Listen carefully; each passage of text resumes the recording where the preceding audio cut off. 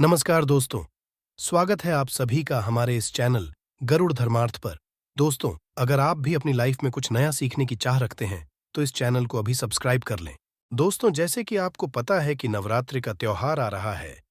दोस्तों, नवरात्रि का महापर्व बहुत ही शुभ और मंगलकारी माना जाता है। नवरात्रि के पूरे 9 दिन गंगाजल की हर एक बूंद की तरह पवित्र माने जाते हैं। यह शुभ समय भक्तों के जीवन में खुशियों की सौगात लेकर आता है। दोस्तों, आपको बता दें, 2024 में इस साल चैत्र के प्रथम दिन मंगलवार होने से माता दुर्गा की सवारी इस बार घोड़ा है। माता दुर्गा जी का घोड़े पर सवार होकर आना शुभ संकेत नहीं माना जाता। धार्मिक मान्यताओं के अनुसार जब भी माता दुर्गा जी घोड़े पर सवार होकर आती है, तो सामाजिक और राजनीतिक स्तर पर बड़े बदलाव देखने को मिल सकते हैं। घोड़े को तीव्रता, युद्ध आदि का प्रतीक माना जाता है, इसलिए जब भी माता की सवारी घोड़ा होता है, तो राजनीतिक गलियारों में हलचल देखने को मिलती है। देश और दुनिया जंग के आसार बन सकते हैं और कोई बड़ा राजनीतिक परिवर्तन भी देखने को मिल सकता है। दोस्तों, इस बार नवरात्रि पूरे 9 दिनों तक मनाई जाएगी। न एक भी दिन कम न ज्यादा, पूरे 9 दिनों तक मनाई जाएगी। मां शेरावाली की खास रूप से पूजा आराधना की जाएगी। चैत्र नवरात्रि का महापर्व इस बार 2024 में 9 अप्रैल दिन मंगलवार से शुरू होकर 17 अप्रैल बुधवार के दिन समाप्त होंगे। ऐसे में चैत्र नवरात्रि पर माता दुर्गा जी की कृपा पाने के लिए कलश स्थापना का शुभ मुहूर्त है। 9 को सुबह 6:02 से 10:16 के बीच कलश स्थापना का शुभ मुहूर्त रहेगा। मुहूर्त में की गई पूजा बहुत ही शुभ मानी जाती है। इससे समस्त देवी देवताओं की कृपा प्राप्त होती है और पूजा पाठ का फल कई लाख गुना प्राप्त होता है। ऐसे में जो व्यक्ति नवरात्र आने से पहले घर से ये चीजें हटा देता है, तो उसके घर में मां वैष्णव जी का होगा, आगमन माता लक्ष्मी जी का होगा, वास माता शेरों वाली आपकी खुशियों से भर देंगी। इसीलिए नवरात्रि आने से पहले घर से ये चीजें फौरन हटा दें। दोस्तों, आज हम कुछ ऐसे ही गलतियों के बारे में जानेंगे जो यदि आपके घर में भी होती है, तो माता लक्ष्मी कभी नहीं करती। ऐसे घर में प्रवेश, फिर चाहे आप कितनी ही पूजा पाठ कर लो, माता लक्ष्मी ऐसे घर में कभी नहीं आती। ऐसे घर से देवी देवता भी सदैव रहते हैं नाराज। दोस्तों, पूरी जानकारी को देखने के लिए इस वीडियो को अंत तक जरूर देखें। सच्ची श्रद्धा से कमेंट बॉक्स में लिखें हर हर महादेव, ओम नमः महादेव के लिए एक लाइक तो बनता है। दोस्तों, सबसे पहले नवरात्रि के पहले ही मंदिर की अच्छी तरह से साफ सफाई कर लें। मंदिर के अंदर यदि पुरानी मालाएं हैं, टूटी फूटी मूर्तियां हैं, उसके साथ ही खाली माचिस के डिब्बे रखे हुए हैं, तो उन्हें बाहर फेंक दें तथा टूटी मूर्ति को किसी नदी में प्रवाहित कर दें। घर में छोटे बच्चों को नवरात्रि का व्रत नहीं रखना चाहिए। इससे उनकी जान को खतरा हो सकता है, क्योंकि इस व्रत में शरीर को अधिक शक्ति की जरूरत होती है। माता शेरावा की तस्वीर यदि कांच के फ्रेम की है और वो कांच हल्की सी यदि टूटी हुई हो, तो ऐसे कांच को बदलवा ले या ऐसी तस्वीर को जल में विसर्जित कर दे। टूटी मूर्ति की पूजा करने से, टूटी तस्वीर की पूजा करने से आपकी श्रद्धा, भक्ति व्रत आदि सब टूट जाता है, आपका व्रत खंडित हो जाता है। दोस्तों, नवरात्रि के 9 दिन बहुत ही पवित्र होते हैं। नवरात्रि के 9 दिनों में आचार्य विचार और घर को साफ सुथरा और पवित्र रखना अति आवश्यक है। इसीलिए के 9 दिनों में ब्रह्मचार्य का पालन किया जाता है और तामसिक भोजन ग्रहण नहीं किया जाता। नवरात्रि के 9 दिनों में माता रानी के भक्तों को प्याज, लहसुन, मांस, मदिरा और अंडे से दूर रहना चाहिए। अधिकतर भक्त इन नियमों का पालन भी करते हैं, किंतु वो एक गलती कर बैठते हैं। वो नवरात्रि के 9 दिनों में अपने घर इन अपवित्र चीजों को रख लेते हैं। ऐसा भूल कर भी नहीं करना चाहिए। भागवत पुराण के अनुसार नवरात्रि के 9 दिनों तक माता रानी अपने भक्तों के घर में वास करती हैं। यदि आप भी चाहते हैं कि माता रानी आपके घर में करें, तो आप अपने घर के वातावरण को पवित्र रखें और नवरात्र शुरू होने से पहले ही अपने घर से प्याज, लहसुन, मिर्च, अंडा और मदिरा को बाहर निकाल दें। अपने घर को साफ रखें। इन वस्तुओं को घर से बाहर निकालने के पश्चात अपने घर में गंगा जल का छिड़काव जरूर करें। भगवद गीता में भगवान कृष्ण जी कहते हैं, बगैर गंगा जल छिड़काए कोई भी मंगल कार्य सफल नहीं माना जाता। गंगा जल का छिड़काव स्वयं भगवद गीता में भगवान श्री कृष्ण जी ने बताया था। यदि आपके घर में गंगा जल ना हो, तो मार्केट से ला सकते हैं, और गौमूत्र लाकर आप गौमूत्र का अपने घर में छिड़काव करें। बस थोड़ा सा पानी में डाल लें। इससे आपके घर का वातावरण पवित्र हो जाएगा। घर में मौजूद नकारात्मक ऊर्जा भी नष्ट हो जाएगी। और जिस घर में वातावरण पवित्र होता है और नकारात्मक ऊर्जा नहीं होती, वहां माता रानी का वास सदैव होता है। नवरात्रि के पहले आप अपने पूरे घर की अच्छी तरह से साफ सफाई कर लें। घर में जो भी फालतू सामान है, फटे अपने कपड़े उन्हें बाहर निकाल दें। घर में बेकार पड़ा सामान नकारात्मक ऊर्जा लाता है, इसीलिए गंदगी बिल्कुल भी ना करें। धूप दीप जलाकर वातावरण को स्वच्छ रखें। दोस्तों, माता के आगमन के लिए घर का दरवाजा जरूर सजाना चाहिए। इससे माता आकर्षित होती है और घर के द्वार में प्रवेश करती है। मां के आगमन के लिए द्वार को फूलों से सजाना चाहिए। दोस्तों, कई लोग ऐसे हैं जो माता रानी की चौकी कागज बिछाकर बनाते हैं, जो कि बिल्कुल गलत माना गया है। माता की चौकी के लिए आप नीचे लाल कपड़ा ही बिछाएं। काला कपड़ा और सफेद कपड़ा भूलकर भी नहीं बिछाना चाहिए। ध्यान रखें, कपड़ा फटा भी नहीं होना चाहिए। दोस्तों, यदि आपके घर में देवी देवताओं की खंडित मूर्तियां या फटा हुआ चित्र यदि हो, तो उसे किसी पवित्र नदी में विसर्जित कर दें, क्योंकि ऐसी मूर्तियां और चित्र दुर्भाग्य लांघती हैं। देवी देवताओं की खंडित मूर्ति की पूजा न करें और ना ही उन्हें में रखें, क्योंकि उन्हें घर में रखना बुरा माना जाता है। दोस्तों, वहीं अधिकतर लोग अपनी छत पर या अपने घर के मुख्य दरवाजे के आसपास कबाड़ इकट्ठा कर देते हैं। ऐसा करना अशुभ माना जाता है। यदि आपने भी अपने घर में, घर के मुख्य दरवाजे पर या छत पर या फिर खासकर घर के उत्तर दिशा में कबाड़ इकट्ठा कर दिया है, तो नवरात्रि शुरू होने से पहले उस कबाड़ को घर से जरूर ही निकाल दें।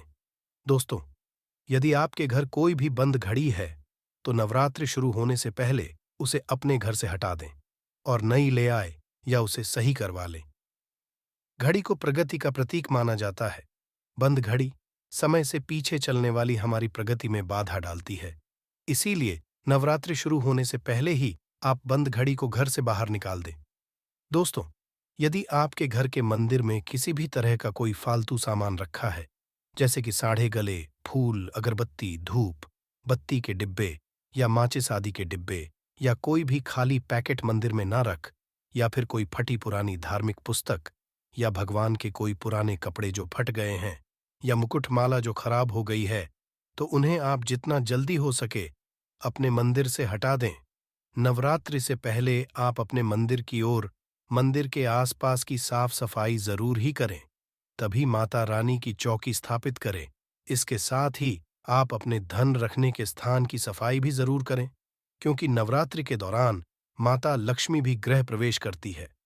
धन रखने के स्थान किसी भी तरह का कोई भी फालतू सामान, टूटा हुआ सामान ना रखें। धन रखने के स्थान को मंदिर की तरह ही साफ रखें। नवरात्रि के दौरान माता रानी की पूजा में कौंडियों को शामिल करें। माता रानी के साथ साथ रोजाना कौड़ी का भी पूजन करें। इसके पश्चात आप कौड़ी को धन रखने के स्थान पर रख दें। ऐसा करने से बरकत सदैव होती है। यदि आपके पास पुराने जूते, चप्पल इकट्ठे हो गए हैं, तो नवरात्र से पहले उन्हें घर से बाहर डाल दें।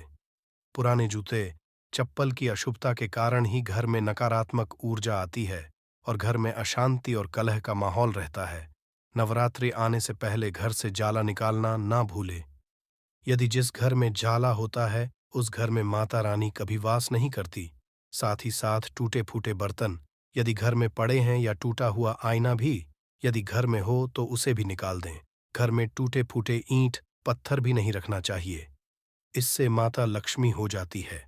अब हम जानते हैं नवरात्रों के दौरान क्या नहीं खाना चाहिए और क्या नहीं पीना चाहिए, और कौन सा फल खाने से व्रत संपूर्ण और सफल हो जाता है। दोस्तों, नवरात्रि के दिन सेब जरूर खाना चाहिए। शास्त्रों में बताया जाता है कि भगवान के भोग में सेब आदि जरूर अर्पित किया जाता है। यदि आपका व्रत है तो आपको सेब जरूर खाना चाहिए। केला, पपीता, तरबूज और मीठे अंगूर जरूर खाना चाहिए। इन फलों से व्रतधारी को शक्ति मिलती है और व्रत संपन्न हो जाता है। शास्त्रों में बताया जाता है कि नवरात्रों के दिनों में सीताफल जरूर खाना चाहिए।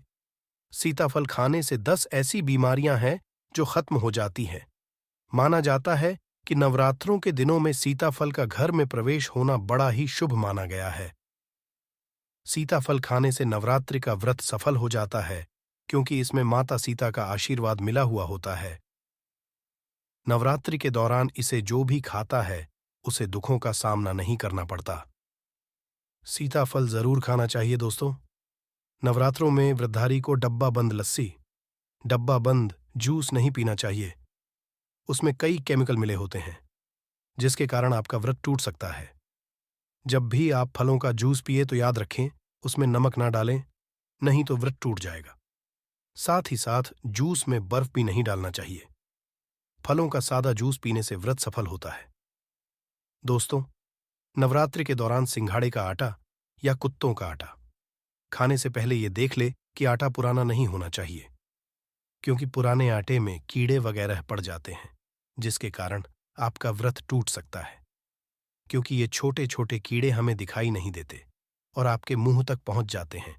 ऐसा आटा खाना मतलब कीड़े मकोड़े का मांस खाने के बराबर माना गया है।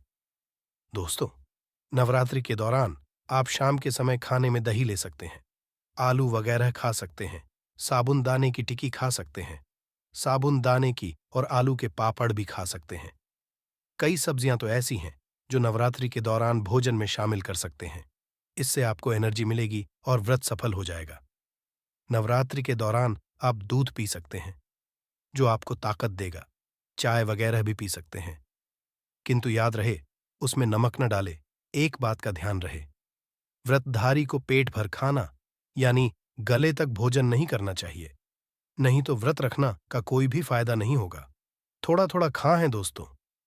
नवरात्रि के 9 दिन आदि शक्ति मां दुर्गा को समर्पित होते हैं। नवरात्रि के 9 दिन माता रानी के 9 अलग अलग स्वरूपों का पूजन किया जाता है। नवरात्रि के 9 दिनों में माता रानी को अलग अलग स्वरूप के हिसाब से अलग अलग पुष्प, अलग अलग भोग अर्पित किया जाते हैं। किंतु क्या आप जानते हैं, कुछ ऐसी वस्तुएं जिन्हें नवरात्रि के दौरान भूलकर भी माता रानी को अर्पित नहीं करना चाहिए। यदि इन वस्तुओं को आप गलती से भी माता रानी को अर्पित कर देते हैं तो आपको व्रत और पूजन का पूर्ण लाभ नहीं होगा। इसीलिए माता रानी की कृपा प्राप्त करने के लिए आपको ये जानना अति आवश्यक है कि वो कौन सी ऐसी वस्तु है जो माता रानी के पूजन में भूलकर भी प्रयोग नहीं करना चाहिए। तो आइए मां का जयकारा लगाते हुए वीडियो को शुरू करते हैं। दोस्तों, नंबर 1, नवरात्र के दौरान शादीशुदा महिलाओं को सफेद कपड़े पहनकर पूजा पाठ नहीं करना चाहिए। साथ ही साथ काले कपड़े भी नहीं पहनना चाहिए। इससे पूजा व्रत आदि खंडित हो जाती है। माता की चौकी आप लगाए तो उसके नीचे कागज नहीं लगाना चाहिए। माता की चौकी सदैव लाल कपड़ा बिछाकर ही बनाना चाहिए। सदैव याद रहे, नवरात्रों के 9 दिनों तक व्रतधारी को अपना आसन माता की चौकी के आगे ही लगाना चाहिए और वहीं पर आपको सोना चाहिए। मंदिर को नवरात्रि के दौरान अकेले नहीं छोड़ा जाता, बहुत ही अशुभ माना जाता है। इससे दुर्गा माता नाराज हो जाती है और सदैव के लिए चली जाती है। दोस्तों, नंबर 2, नारियल हिंदू धर्म में नारियल को समृद्धि, धन, श्रद्धा और सम्मान का सूचक माना जाता है। नारियल को श्रीफल भी कहा जाता है। नारियल को सुख समृद्धि में वृद्धि करने वाला माना जाता है। नारियल का हर मांगलिक कार्य में खास महत्व होता है। जैसे कि आप सभी जानते हैं कि माता रानी के कई मंदिरों में नारियल से बलि भी दी जाती है और माता रानी के पूजन में नारियल का प्रयोग हम सभी करते हैं। खासकर कलश की स्थापना नारियल रखकर ही की जाती।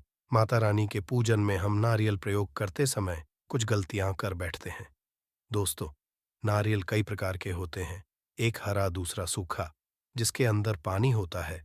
जिस नारियल के अंदर पानी होता है, माता रानी के पूजन में सदैव पानी वाला और जटा वाला नारियल ही प्रयोग करें। नारियल का पूर्ण होना चाहिए। नारियल चटका हुआ या टूटा हुआ नहीं होना चाहिए, क्योंकि साबुत नारियल ही पूर्ण और पवित्रता का प्रतीक होता है। साबुत नारियल ही सुख समृद्धि का प्रतीक होता है। साबुत नारियल को ही श्रीफल यानी कि मां लक्ष्मी का फल कहा जाता है। नवरात्रि में माता रानी के कलश की स्थापना करते समय जटा वाला यानी कि पानी वाला नारियल ही कलश पर स्थापित करना चाहिए। साथ ही यह ध्यान रखना चाहिए कि नारियल को सदैव कलश के ऊपर लिटाकर रखना चाहिए। घट स्थापना करते समय कभी भी नारियल को खड़ा करके नहीं रखा जाता। नारियल को सदैव लिटाकर कलश के ऊपर रखा जाता है। साथ ही नारियल को स्थापित करने से पहले आप नारियल को लाल कपड़े में लपेटकर उस पर और फिर चुनरी उड़कर आप नारियल को कलश के ऊपर स्थापित करें। शास्त्रों के अनुसार कलश के ऊपर जब सही तरीके से नारियल रखा जाता है और सही प्रकार का नारियल रखा जाता है, तभी व्रत और पूजन का पूर्ण फल प्राप्त होता है। ये भी ध्यान रहे कि महिलाएं माता रानी को नारियल अर्पित तो कर सकती हैं, किंतु कभी भी माता रानी के सामने नारियल को भूलकर भी ना तोड़े, क्योंकि नारियल बीज रूप होता है और स्त्रियां बीज रूप से ही शिशु को जन्म देती हैं। इसलिए कभी भी महिलाओं को नारियल नहीं तोड़ना चाहिए।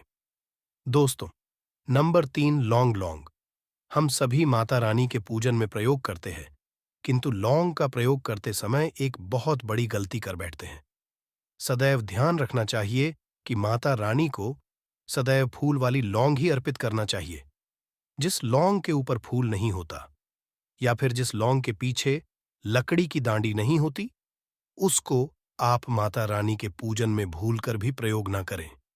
फूल वाले लौंगों को ही पूर्ण माना जाता है और माता रानी में कोई भी अपूर्ण वस्तु, कोई भी खराब वस्तु या टूटे हुए अक्षत प्रयोग नहीं करना चाहिए। इसीलिए सदैव माता रानी की पूजन में फूल वाली लौंग का ही प्रयोग करें। दोस्तों, नंबर 4, तुलसी के पत्ते अर्पित नहीं करने चाहिए। माँ दुर्गा के पूजन में तुलसी पत्र का प्रयोग करना वर्जित माना जाता है। तुलसी पत्र के अलावा आंवला भी माता रानी को अर्पित नहीं करना चाहिए और दूर्वा भी माता रानी को अर्पित नहीं करना चाहिए। दूर्वा भगवान श्री गणेश जी को अति प्रिय है। नवरात्रि में आप भगवान गणेश को दूर्वा अर्पित कर सकते हैं। भगवान विष्णु जी को तुलसी के पत्ते जरूर अर्पित कर सकते हैं, किंतु माता रानी को भूलकर भी तुलसी के पत्ते या दूर्वा अर्पित ना करें। माता रानी को सफेद फूल भी अर्पित ना करें। माता रानी को सदैव लाल रंग के फूल अर्पित करने चाहिए। लाल रंग के फूल माता रानी को अति प्रिय है। खासकर माता को गुड़हल और कमल के फूल अति प्रिय है। शास्त्रों में बताया जाता है कि घर में माता रानी की 2 या 3 मूर्तियां या फोटो नहीं होनी चाहिए।